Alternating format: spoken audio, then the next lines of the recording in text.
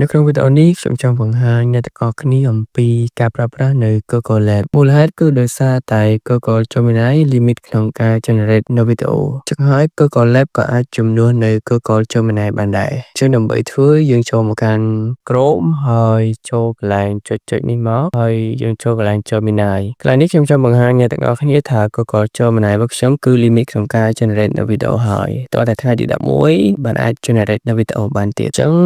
ដើម្បីធ្វើយើងចូលមកកាន់ VPN ដែលយើងបានតម្លើង extension លើកមុនហ្នឹងហើយធ្វើការចុច turn on តមកកន្លែងនេះខ្ញុំយកនៅ setting មកអូខេខ្ញុំកណ្ដេញហើយចឹងដើម្បី make sure ថា internet របស់យើងទៅកាន់ USA នៅយើងចូលទៅកាន់ Who Order Net ដើម្បីធ្វើការ change IP អូខេចឹងនេះគឺជា IP របស់ USA ហើយអញ្ចឹងខ្ញុំមាន link មួយអាចផា link ហ្នឹងមក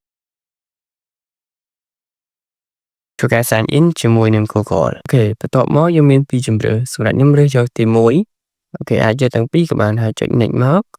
អូមកក្រោមធ្វើឲ្យចុច continue អូមកក្រោមទៀតធ្វើការចុច get start អូខេ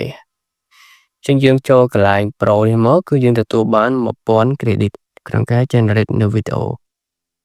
នៅក្នុងនេះយើងអាច generate វីដេអូបានច្រើនអូខេចឹងកន្លែងនេះយើងអាច generate ពី text ទៅវីដេអូក៏បានឬយើងអាច generate ពីរូបភាពទៅវីដេអូក៏បានដែរចឹងនៅក្នុងនេះខ្ញុំ demo អ្នកទាំងអស់គ្នាអំពី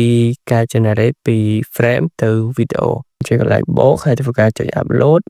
ចុច agree ហើយខ្ញុំទៅរករូបភាពមួយមកដើម្បីធ្វើការ generate ជាមួយ pen អូខេខ្ញុំចុច crop and save កន្លែងនេះខ្ញុំកំពុងតែធ្វើការ upload ហើយសូមរងចាំបន្តិច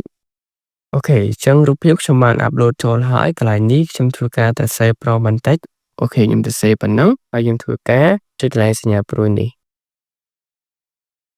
អូខេនេះគឺជាវីដេអូដែលយើងបាន generate ចេញមកហើយអូខេចឹងយើងអាច play បាន